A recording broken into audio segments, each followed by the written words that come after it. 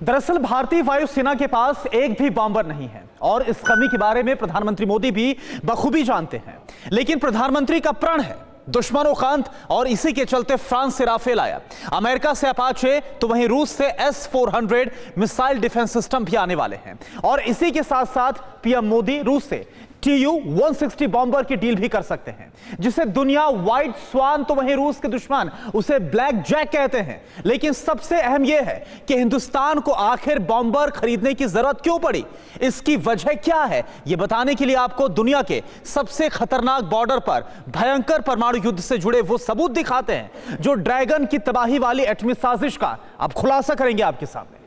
चीन ने हिंदुस्तान के खिलाफ युद्ध छेड़ने की तैयारी शुरू कर दी है, वो भी एटम बम वाली। और इसलिए जिनपिंग के ऑर्डर के बाद LAC से थोड़ी दूरी पर PLA के उन विमानों को तैनात किया है जिन्हें न्यूक्लियर बम वर्षक के नाम से जाना जाता है। सैटेलाइट कैमरे में कैद ये तस्वीरें चीन के कासगर एयरबेस की हैं। जिस कासगर एयरबेस पर यह विमान तैनात है उसकी दूरी लद्दाख से करीब 690 किलोमीटर है, लेकिन ये प्लेन इस दूरी को पलक झपकते ही तय कर सकते हैं।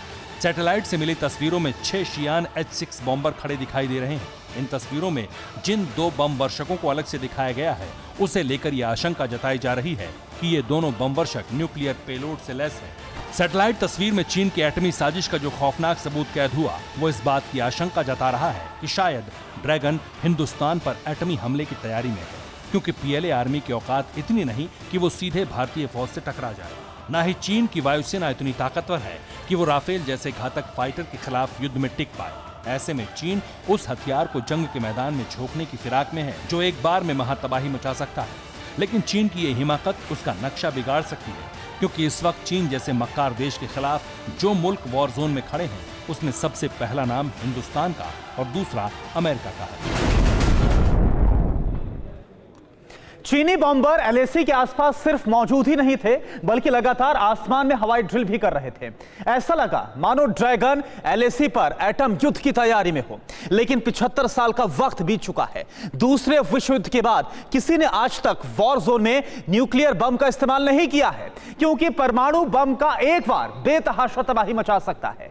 पलक झपकते ही लाखों लोग मौत की गर्त में समा सकते हैं। और इतना ही नहीं, अगर चीन ने न्यूक्लियर वॉर शुरू की तो अमेरिका और भारत अपनी पूरी ताकत के साथ बारूदी जखीरे में मौजूद सैकड़ों परमाणु बम के साथ बैटल ग्राउंड में खलबली मचा देंगे।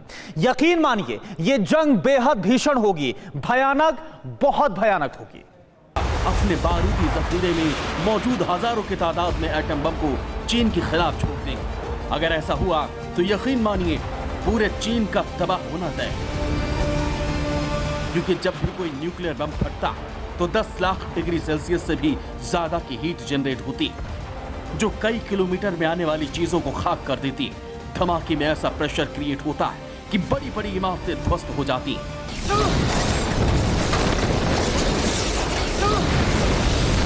न्यूक्लियर बम जब धरती पर गिरता है तो धमाके के साथ धुएं का गुबार उठता है